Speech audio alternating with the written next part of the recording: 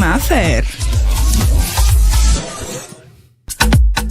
Este es el show, Este es el show de la mañana, el show. And we're back. We are back. Yes, we are back. And now vamos a estar hablando inglés, vamos a estar hablando español y vamos a estar hablando de todo. Pero más importante, nosotros, comenzamos lo que nosotros le llamamos our Gainesville Chamber Talk. Welcome to the Greater Gainesville Chamber Radio Show, where you can amplify your business through Tu Fiesta Radio. All right. Look at the boys. Yes, and now we are here with our dear Steve in the house. Hey, Steve, buddy. Thanks for having us this morning, huh? Always, of course. I love Eric's introduction. Eric's had to be pulled away for our meeting this morning, so we're glad he was actually here for the introduction. But we're excited to be here today. I just want to share this is, again, our 2024 is the centennial year for our chamber here in Gainesville. 100 years we're celebrating, and we had a great kickoff event the other week. You were there with Tutti Elio, right? We were over at the O-Dome. We had like 400 of our closest friends come by and celebrate with us, and it was a fantastic event and a great way to kick off our year. I mean, we had one of our members, I don't know if I shared with you last time, M.M. Parrish. They've been with us 100 years as a chamber member, right? So they got a plaque the size of, a banner at the O-Dome. I mean, it was fantastic. They deserve it. It was pretty big, right? Yeah. Like, where do you want me to hang this thing, right? It was so big. And then, and we had like 33 other members that are just with us more than 50 years. I mean, that's just a testament to what this community is and how we're built and all that. But I'm excited today to talk about our guests, all right? As a chamber, we do support our local businesses in our community here. In the greater Gainesville area, but part of the element in our community is not just the for-profit industries, right? It's the nonprofits, right? The nonprofit industries keep our community whole, make us stronger, and we need our for-profit businesses to support our nonprofits here in town, so we can all have a better place to live, work, and play. And I'm excited. We have a local hero today. She's probably going to deny that, but we have a local hero with us on the show today. Started this nonprofit about 10, 12 years ago, and she is just making huge, what's the word I'm looking for? Huge, help me out. Impact, thank you, in our community. And Allison Ungaro, the founder and executive director of Creative Gainesville. So welcome. Allison. Qué rico. I'm so happy to be here this morning. Yes. Yeah. I want to translate really quick that introduction porque it was super bueno. Tenemos una heroína local acá que es preciso que se sepa que está ha venido haciendo un impacto over 10 years already, right? Right. So, más de 10 años salvando vidas, restaurando vidas, ayudando y haciendo que esta comunidad sea aún más safe, ¿verdad? Esto que usted va a aprender en el día de hoy, en inglés y en español, se lo vamos a traducir, es una información que no tiene precio, así que por eso le damos la bienvenida a Allison de Creative Gainesville. Va a aprender de qué trata la organización, la misión, en every single detail. So, let's talk about Creative Gainesville. Yeah, let's do it.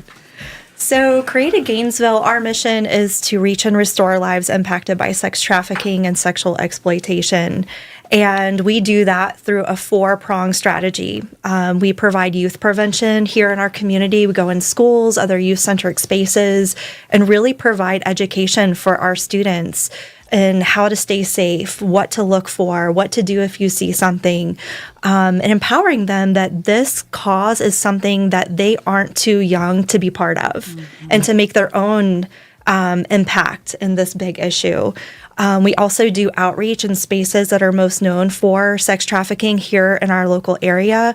And we've been able to grow survivor services here in Alachua County. We used to only have one program option for survivors, and now we have 3. Wow. And we're just so grateful to be able to serve more survivors on their journey towards wholeness, towards healing, towards freedom. And ultimately, our goal is thriving. And then that 4th pillar of our organization is community awareness, like what we're doing this morning of talking about a really hard issue, but breathing hope into it that together we can make an impact. We were just talking about, no one can do everything. when it comes to an issue this big, but everyone can do something. And I love what you said about just encouraging businesses to think about what is my part in the nonprofit arena, and maybe this is something that just strikes a chord for some people. I love how you have a diversity of resources, I'll say, for the victims, because as we were talking of mine, not every situation is the same. Sometimes people like to see as, just human trafficking, the same thing, put it on a ball, but it's not the same thing for every victim. So I guess those resources, and I'm happy that you were able to move from 1 to 3, because that gives a variety for the victims as well. And I'm curious, you're talking about the trainings for school, for kids. Do you guys do anything for parents? Because I feel at the same time like there should be intention both sides, right? The kids will get the information, but they also have to have the parents kind of like giving them some guidance. We always talk about making kids being able to take their decisions and choice for the best, for the better, being in a situation where if you know that's not good for you or you don't know that person, take the best decision that you have in mind, which is not going with that person or not talking to that person or trying to find someone that will make you feel safe instead of being vulnerable. Absolutely. So some of the places where we provide youth prevention presentations, parents are actually encouraged to come and participate. And we love that because it continues the conversation far past the presentation. And honestly, what I've found is that a lot of students they know what we're talking about. This is not foreign information for them. They are familiar with exploitation and that there are things happening, that there are vulnerabilities, especially online. We also make sure that we provide students with a handout so that hopefully they're filling out their handout during the presentation, but then they take it home. And we have gotten such good feedback from parents who will reach out to us and say, thank you so much for being in my son or daughter's classroom, talking about this issue, and really starting, a launch pad for us to continue talking about this issue and talking about why do we have rules around cell phones and why do we encourage you not to talk to somebody that you don't know. It all starts to kind of click for students when they are hearing the same message from a variety of voices. That's so important when they're young. And also, I was thinking the other day, when you're a teenager, I feel like when you're a teenager, you believe you can do everything, you know everything. Right. You are the best, you're the top of the top.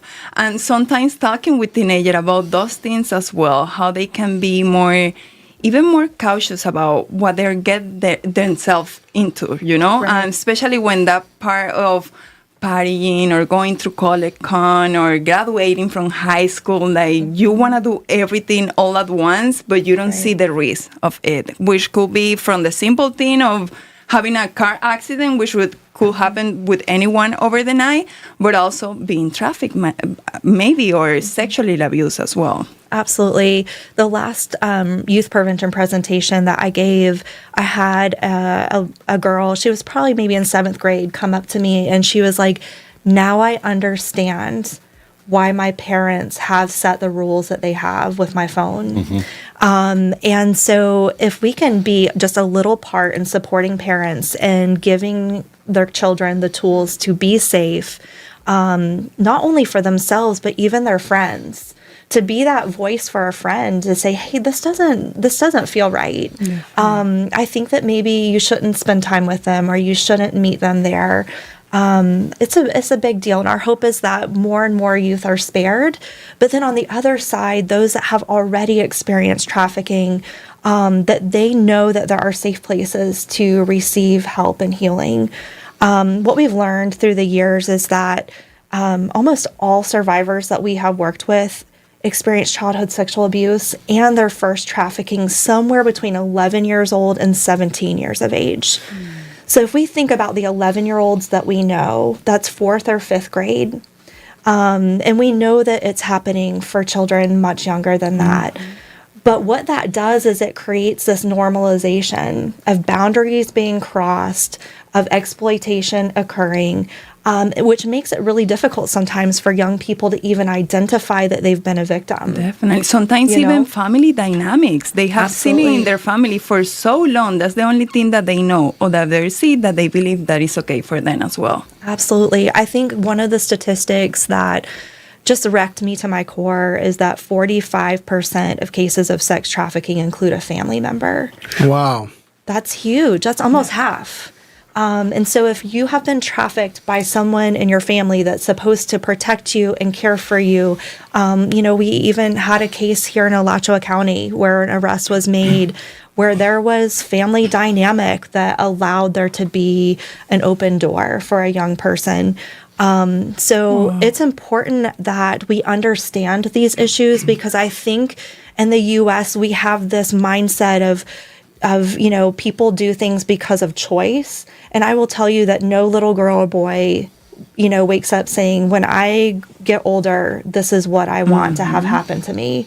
And so we have to be able to respond with compassion, with robust services like what you were talking about, making sure that we are caring for the whole person. And at Created, our whole hope is that victims transition to survivors and survivors transition to thrivers, because surviving is exhausting.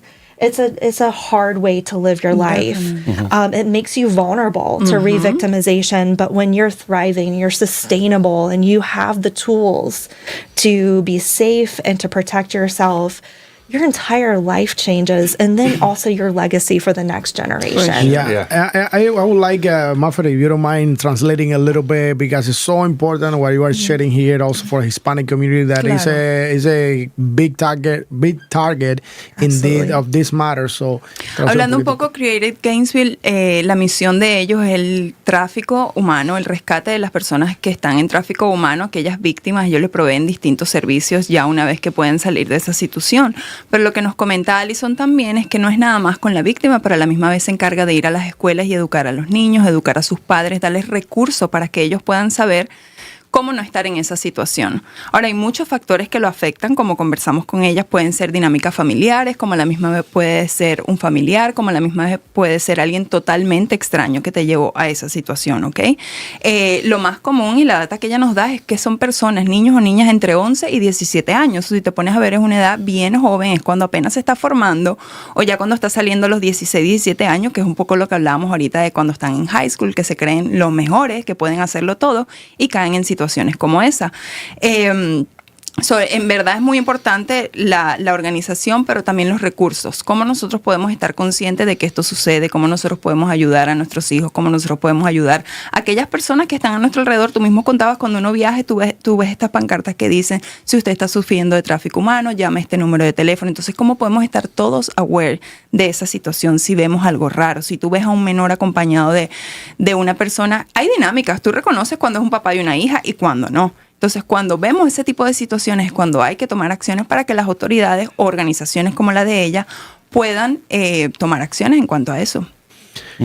Yeah, it's incredible. This mission is really something else. It's not something to take lightly. Right. It's something to take seriously and to be proactive, right. And be supportive as much as we can.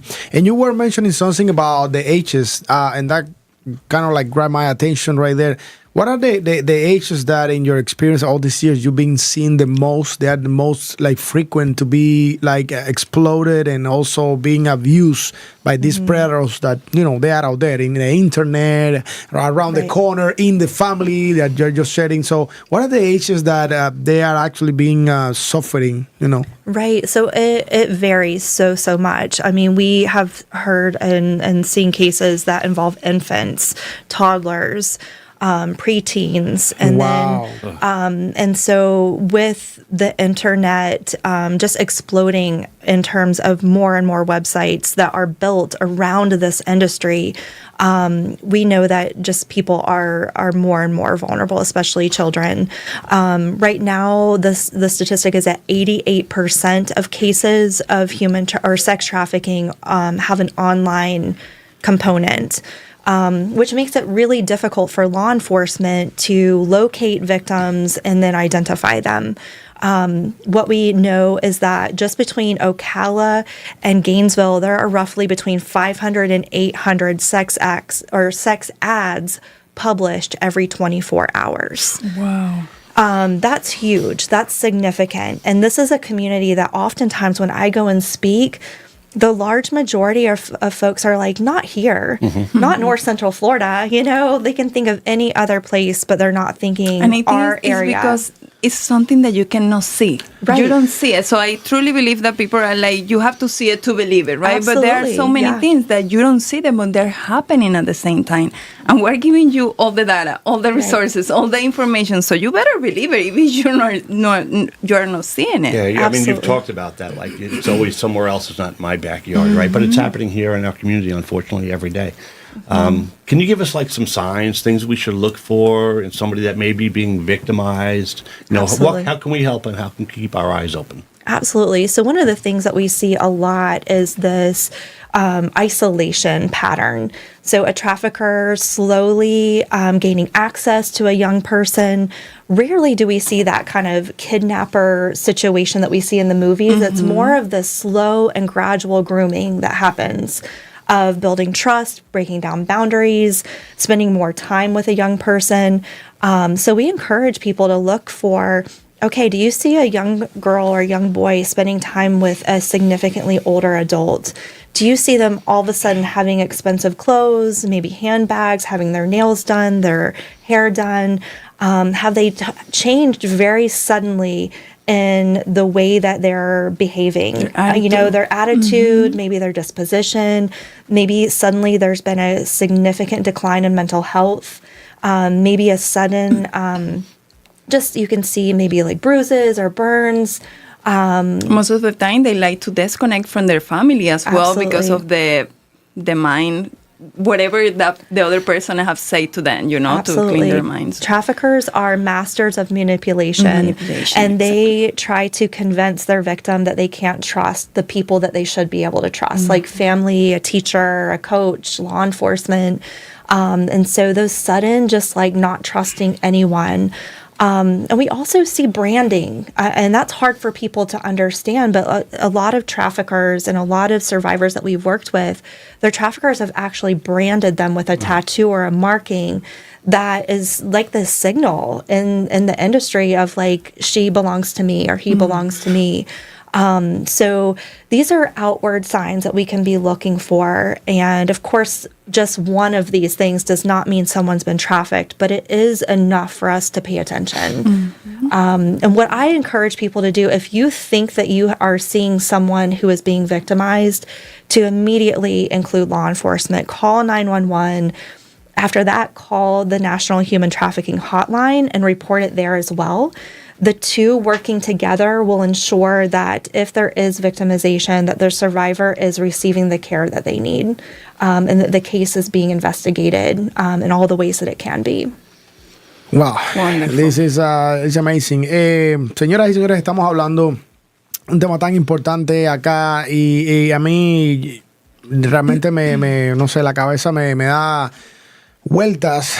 My mind goes like 100 miles just to think like a family member could do this. But the reality is that it can happen, and it is hard for the victim, for the family, for everybody, for the parents, for so many people. Y es muy importante este tema que estamos hablando porque a veces tenemos la víctima, and I'm going to read the comments that they are sending now. Es muy importante, a veces tenemos la víctima dentro del hogar, que vamos a suponer que no es un miembro de la familia, pero es un amigo. Sometimes it's not a family member, but it's a friend that used to be part of our home, and you're like, no, I can't believe, no, he's not going to do that. How? Well, before it's too late. That's why it is very important, as tough as it is to talk about the topic. I would say that's as hard as we need to be proactive and act and be aware. We need to be aware and stay alert. All of those things. Tenemos que estar siempre alerta de todas estas cosas, porque como Alison acá nos está compartiendo, no hay sexo, no hay edad, no hay raza, there is no preference. Exactly. We are all exposed to this, you know. That's very important what he's saying. Sometimes people just think this happened to a woman, but there is no sex. It could be to men or a female. Absolutely. And no age. It could be someone 50 years old as it could be someone 11 years old. It all depends on the situation of that person, the vulnerability of that person. 80% of cases include girls and women, which is important for us to understand. But that leaves this 20%, right? And so it is important that we understand and leave room for anybody that's been victimized to feel like they have a space where they will be met with compassion, with support. It's incredibly difficult to ask for help if you don't think there's a resource for you, or you don't think you fit into the description of what an organization does. So at Creative Gainesville, although our restorative care is geared towards adult female survivors, we serve as a consultant for any survivor that is referred to us, and make sure that every survivor who is referred to us has multiple options for their restoration, even to the extent that we will drive survivors to a program that is the right fit for them. And so just bridging the gaps that could create vulnerability is really important to us. Now that you share that, you know what comes to my mind was the process of kind of like connecting again with society, especially after you're being trafficked or exploited for a few months, year. It could have, it could be a week and it's already traumatic, right? What's the process of bringing that people again into society? How do they move around? Because I'll tell you something, nothing has happened to me, but sometimes I get very paranoid, you know, with things around because of everything that I know, that I have access to. I'm like, oh, this is dangerous. You know, I get paranoid, nothing has happened. How is the life of someone that have been through that? How do they get again living in a society maybe without paranoia or without feeling stress or anxiety? What have you seen? I have seen a lot of value in survivors being able to relocate from the community where they are originally trafficked. Okay. So we get referrals from all over the state and even all over the country, because it's so important that as you're rebuilding, as you're healing, as you're creating new community and a new life for yourself, that you can do that without fear of having to look behind you, you know, everywhere that you go. Our programs are designed with 4 phases that walk survivors all the way from stabilization to that re-entry, and also building their toolbox. So continued education. If trafficking started when somebody was 11 or 12, they may not have a high school diploma, or maybe it started right as they were about to leave for college and they still have dreams of getting a degree or a certificate. We help with that. And then the last phase is the empowerment phase, where survivors are working, they're volunteering in the community, they're engaged in community organizations, hobbies. And so when women leave, they have a savings account, they have their first vehicle, they have everything they need to get safe housing. Many times their people records, they can trust around now. Right. Many times we're able to expunge their records through a partnership that we have with an attorney. And so it really is this fresh start in life. And so when women graduate, it is graduating not only with the support of Creative Gainesville, but our whole community. And it's so beautiful to me to watch our community, Gainesville, Florida, rally around women in a lot of different ways. And for somebody to feel like I'm not just a survivor of human trafficking, I have interests. I am smart. I have these things I love to do, and I love to be identified as more than a victim or a survivor. Love that phase of then recognizing that they're more than what happened to them at that point in their life. This is huge. 3 things that I would love to do right now. We even have a testimony that was sent to us that we have to read. This is a huge segment right now from the Chamber of Commerce, so we appreciate it, Steve, Absolutely. for bringing Allison from Create Gainesville. Well, the first thing that I would love to do is, number one, we're going to put on the screen right now the Create Gainesville website. We're going to take everything out of the screen so you can have a clean look for those that they are on our YouTube channel, on our growing Facebook, and all over our media. Ahora mismo, right now, usted puede ver Create Gainesville website. Usted puede give, puede donar. You can be part of their events. This coming Saturday, we have a very, very important event that we're going to talk about in just a minute. That's a website that you are seeing right there. Just visit, go to that website, and please learn about this organization that is making a difference. That's the first thing that I would love to do. Second thing, we have someone here in the audience. We have people from Alachua County right now tuning in. Thank you for watching. We have people from Children's Trust, Alachua County. We have other entities tuning in. We have law enforcement right now even watching. So thank you so much, you guys, for supporting Create Gainesville. But we have this comment from Maribel Maisonet. He's saying, congratulations for this initiative. It's important for the community and growing a Hispanic community to get in touch with the human trafficking. This is a matter of everyone. Yes. It's a very important comment. And that we need to really meditate and kind of think about it. Yes, this is a matter of everyone. There is no ethnicity, race, age, as we already said. We all need to support this. Absolutely, absolutely. Something that just has challenged my heart is that thinking about this of what would I want in place if somebody, one of my children or somebody that I just really love, and care about, encountered this injustice. What would I want in place?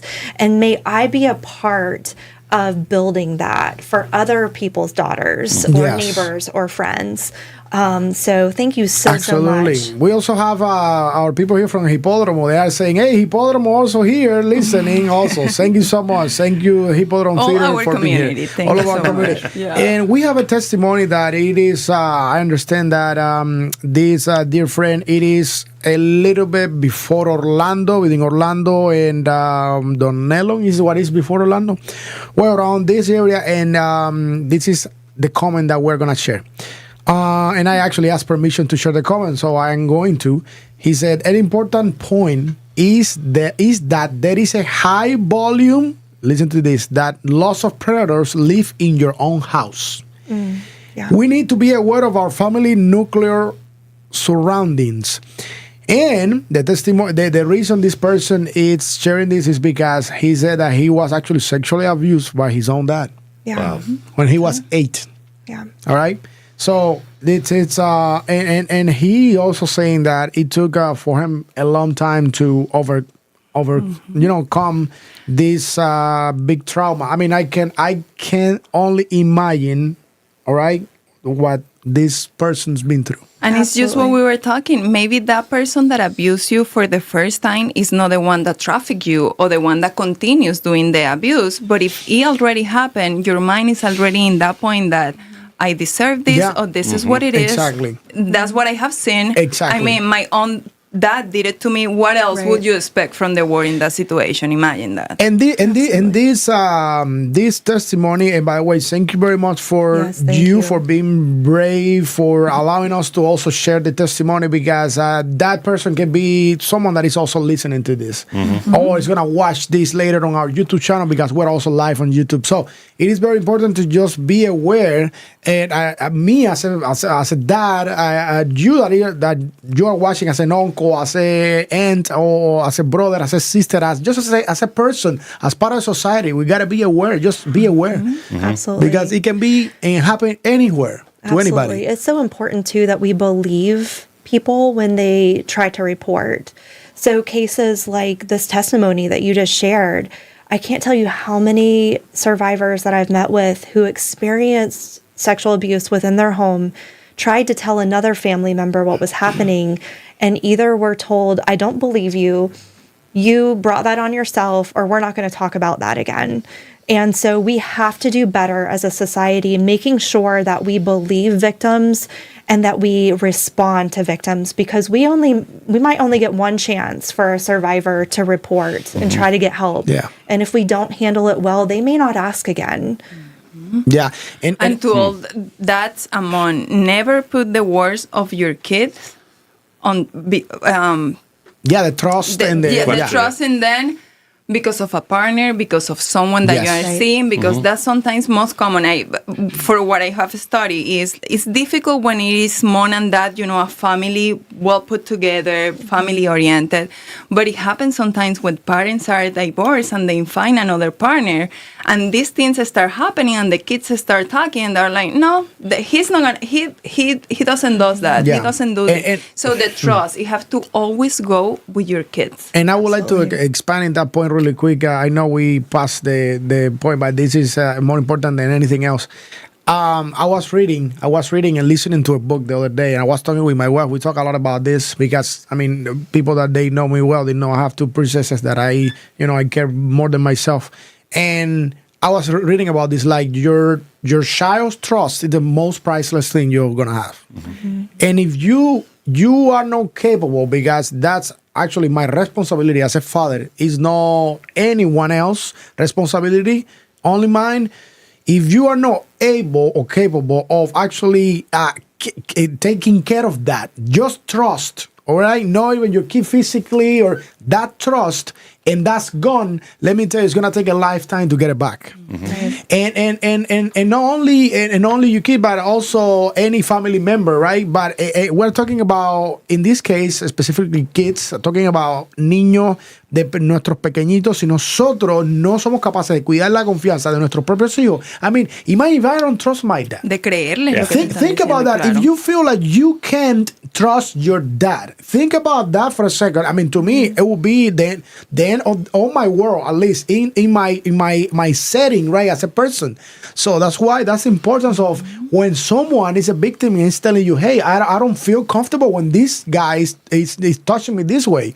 Is not comfortable to me. So we need to make sure that we say, okay, let's talk about this. What is happening? We want details and when and all of the details. And we need to trust and believe that, hey, what this person is saying, it is true, and pay attention and be all in this.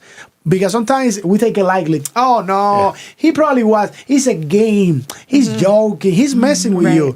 Right? That messing is actually going to mess this person's entire life. Exactly. So I get mad when I hear like people are complaining and they are actually trying to breathe, like, hey, I am calling your name for attention, and you are like, hey, he's messing with you, it's just a game. No, es importante, tenemos que prestar atención, esto es serio. So like, true. y por eso, so many people, they've been trafficked. My friend was saying, like, from Colombia to Chile to Venezuela, from Gainesville to other places.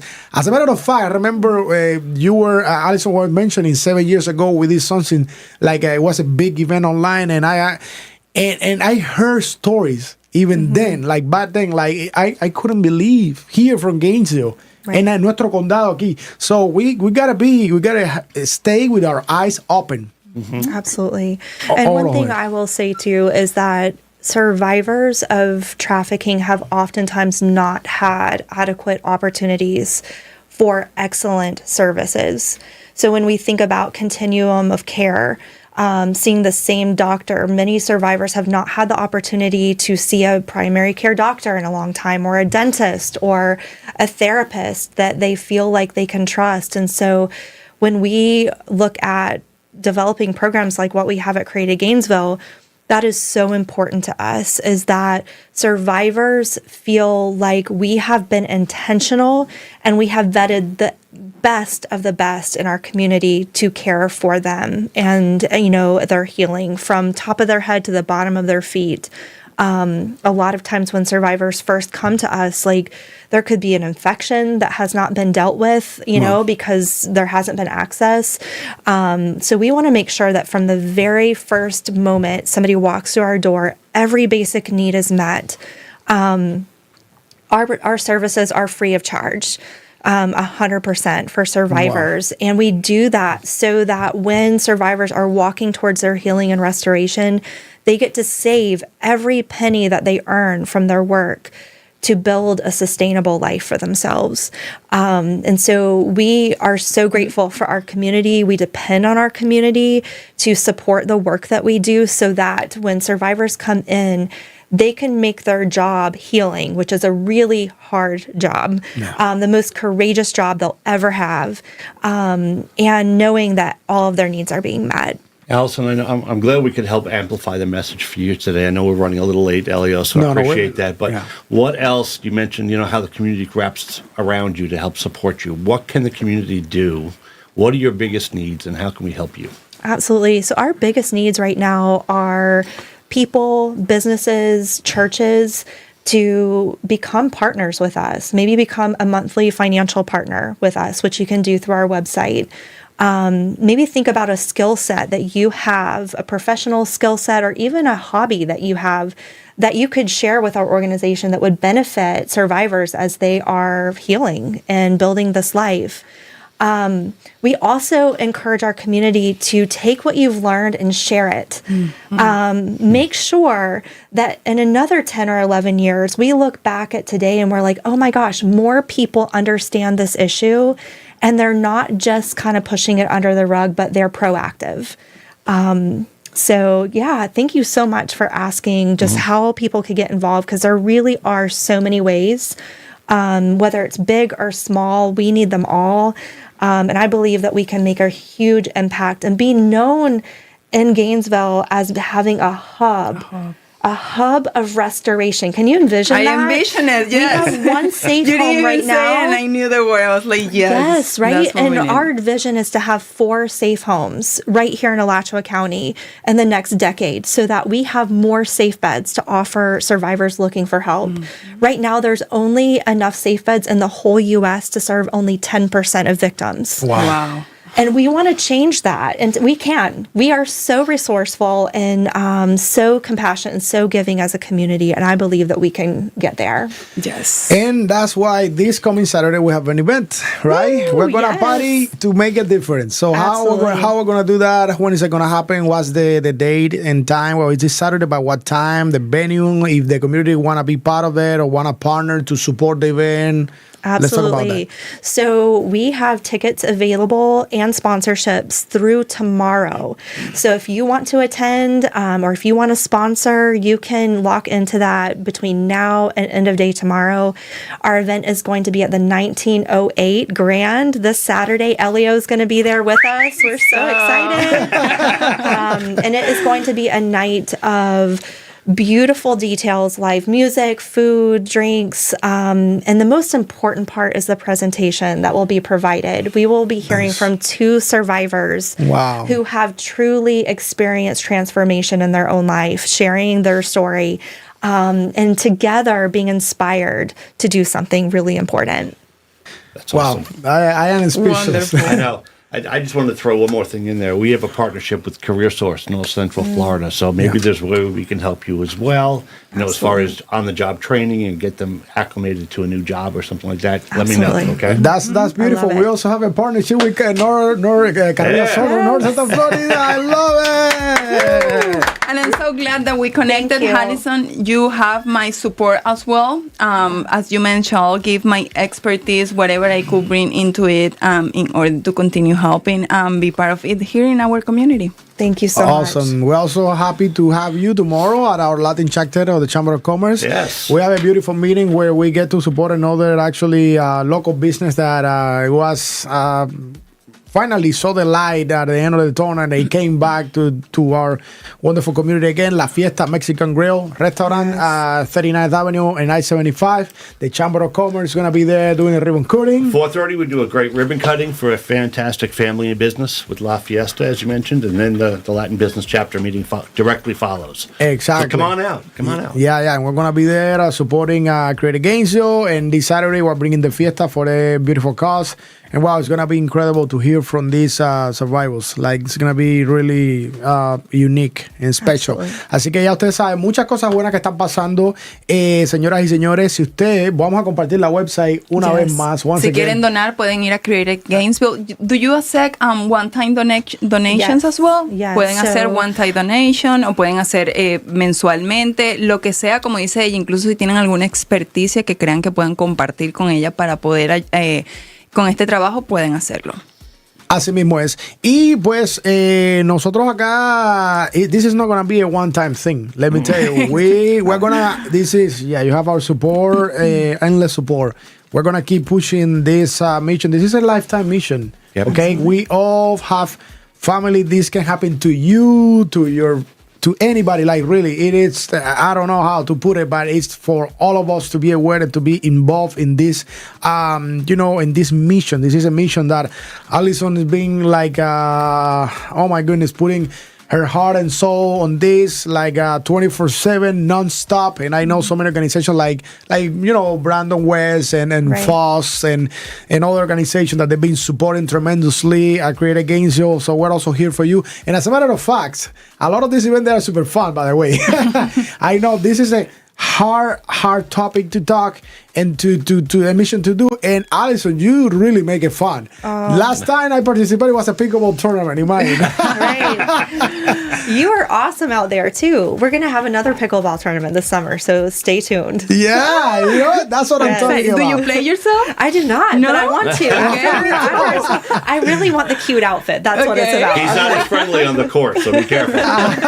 Competitive. Yeah, we're very competitive. Let me tell you. Yes, I love it. Thank you to the Create Gainesville Chamber of Commerce for all our support, for bringing Create Gainesville today. Very special for tomorrow, supporting also La Fiesta Mexican Grill. Yes. And of course, our Latin chapter of the Chamber of Commerce. We're super excited about tomorrow and about this entire week.